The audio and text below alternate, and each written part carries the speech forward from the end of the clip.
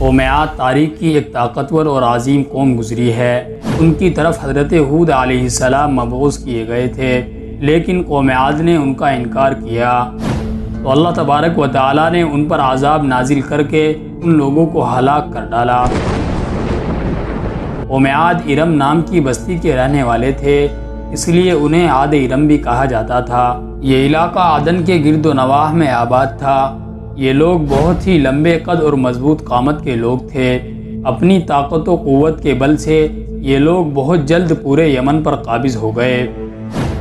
ان پر کئی بادشاہوں نے حکومت کی، مگر دو بادشاہ ایسے آئے جن کی حکومت عظیم اور جاہ و جلال والی تھی۔ ایک کا نام شدید اور دوسرے کا نام شداد تھا، جو دونوں بھائی تھے اور اپنے زمانے میں بے شمار لشکر و خزانے جمع کیے تھے۔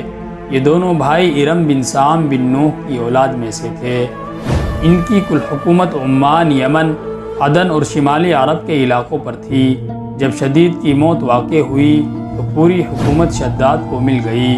اس نے تمام قبائلی سردار اور بادشاہوں کو اپنا مطیع و فرما بردار بنا لیا، اور اس طرح پورا جنوبی عرب اس کی فوج میں شامل ہو گیا۔ اس نے اپنی حکومت کو عروج تک پہنچا دیا۔ دنیا کے دیگر ممالک کے بادشاہ بھی اس کے جھنڈے کے نیچے آ گئے۔ اس تسلط اور غلبے نے اس کو اتنا مغرور اور متکبر بنا دیا کہ اس نے خدائی کا دعویٰ کر ڈالا۔ اس وقت کے علماء اور پیغمبروں کے پیروکار نے اسے سمجھایا اور عذاب الہی سے ڈرایا، مگر وہ کہنے لگا، میرے پاس اب دولت و حکومت سب کچھ ہے، اب خدا کی عبادت کی مجھے کوئی ضرورت نہیں، اور میں اب کسی کی اطاعت نہیں کروں گا۔ شداد نے حضرت ہود علیہ السلام کی زبان سے یہ سن رکھا تھا کہ جنت کیسی ہوگی اور اس کی نعمتیں اور خوبصورتی کا کیا عالم ہوگا، اس لیے اس نے زمین پر جنت بنانے کا ارادہ کیا۔ وہ کہتا تھا، مجھے اس جنت کی کوئی ضرورت نہیں جو خدا نے بنائی ہے، ایسی جنت تو میں خود ہی دنیا میں بناؤں گا۔ لہٰذا اس نے 100 معتبر افراد کو جمع کیا اور ہر ایک کو 1000 آدمیوں پر مقرر کیا، اور پوری دنیا کے ماہرین کو عدن آنے کی دعوت دی۔ اس نے اپنے بھانجے ضحاک کو، جو ایران کا بادشاہ تھا، ایک خط لکھا کہ جتنا سونا چاندی تمہارے پاس جمع ہے وہ فوراً میرے پاس بھیج دیا جائے۔ ضحاک نے ایسا ہی کیا۔ اس نے تمام حکمرانوں اور سرداروں کو یہ حکم دیا کہ سونے چاندی کی کانوں سے اینٹیں بنوا کر بھیجے، اور کوہ عدن کے متصل ایک مربع شہر جو 10 کوس چوڑا اور 10 کوس لمبا ہو بنانے کا حکم دیا۔ اس کی بنیادیں اتنی گہری کھدوائی کہ پانی کے قریب پہنچا دی، پھر ان بنیادوں کو سنگ سلیمانی سے بھروا دیا گیا۔ جب بنیادیں بھر کر زمین کے برابر ہو گئی تو اس پر سونے چاندی کی اینٹوں کی دیواریں چینی گئی۔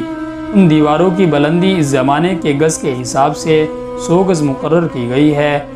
جب سورج نکلتا تو اس کی چمک سے دیواروں پر نگاہ نہیں ٹھہرتی تھی، اور اس طرح شہر کی 4 دیواری بنائی گئی۔ اس کے بعد ان 4 دیواری کے اندر 1000 محل تعمیر کیے گئے۔ ہر محل 1000 ستونوں والا تھا، اور ہر ستون جواہرات سے جڑا ہوا تھا۔ پھر شہر کے درمیان میں ایک نہر بنوائی گئی، اور ہر محل میں اس نہر سے چھوٹی چھوٹی نہریں لے جائی گئی۔ ہر محل میں حوض اور فوارے بنائے گئے۔ ان نہروں کی دیواریں اور فرش یاقوت، مرجان اور نیلم سے سجا دیے گئے۔ نہروں کے کناروں پر ایسے مصنوعی درخت بنائے گئے جن کی جڑیں سونے کی، شاخیں اور پتے زمرد کے تھے۔ ان کے پھل موتی و یاقوت اور دوسرے جواہرات کے بنوا کر ان پر ٹانگ دیے گئے۔ شہر کی دکانوں اور دیواروں کو مشک، زعفران اور عنبر اور گلاب سے سجایا گیا۔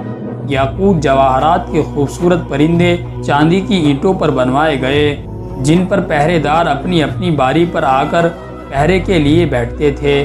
جب تعمیر مکمل ہو گئی تو حکم دیا گیا کہ سارے شہر میں ریشم کے قالین بچھا دیے جائیں۔ پھر نہروں میں سے کسی کے اندر میٹھا پانی، کسی میں شراب، کسی میں دودھ اور کسی میں شہد و شربت جاری کر دیا گیا۔ روایتوں میں آتا ہے کہ اس جنت کو بنانے میں 300 سال لگے، اور شداد کی عمر 900 سال کے قریب تھی۔ باغ ارم کے مکمل ہونے کے بعد وہ اپنے لاؤ لشکر کے ساتھ متکبرانہ انداز میں شہر کی طرف روانہ ہوا۔ جب قریب پہنچا تو تمام شہر والے اس کے استقبال کے لیے شہر کے دروازے کے باہر آ گئے۔ اور اس پر زر و جواہر نچھاور کرنے لگے۔ ابھی اس نے گھوڑے کی رکاب سے ایک پاؤں نکال کر دروازے کی چوکھٹ پر ہی رکھا تھا کہ اس نے ایک اجنبی شخص کو اپنے قریب کھڑا دیکھا۔ اس نے پوچھا تو کون ہے؟ اس نے کہا میں ملک الموت ہوں۔ پوچھا کیوں آئے ہو؟ اس نے کہا تیری جان لینے۔ شداد نے کہا مجھ کو بس اتنی مہلت دے دو کہ میں اپنی بنائی ہوئی جنت کو دیکھ سکوں۔ جواب ملا مجھ کو حکم نہیں۔ کہنے لگا چلو اس قدر ہی فرصت دو کہ گھوڑے پر سے اتر آؤں۔ جواب ملا اس کی بھی اجازت نہیں ہے، لہٰذا ابھی شداد کا ایک پاؤں رکاب میں اور دوسرا چوکھٹ پر ہی تھا کہ ملک الموت نے اس کی روح قبض کر لی۔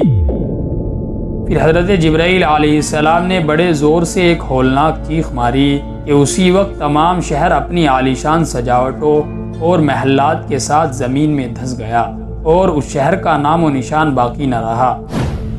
علماء و مورخین نے کتابوں میں لکھا ہے کہ بادشاہ اور اس کے لشکر کے ہلاک ہو جانے کے بعد وہ شہر بھی لوگوں کی نگاہوں سے اوجھل کر دیا گیا، مگر کبھی کبھی رات کے وقت عدن اور اس کے ارد گرد کے لوگوں کو اس کی کچھ روشنی اور جھلک نظر آ جاتی ہے۔ یہ روشنی اس شہر کی دیواروں کی ہے۔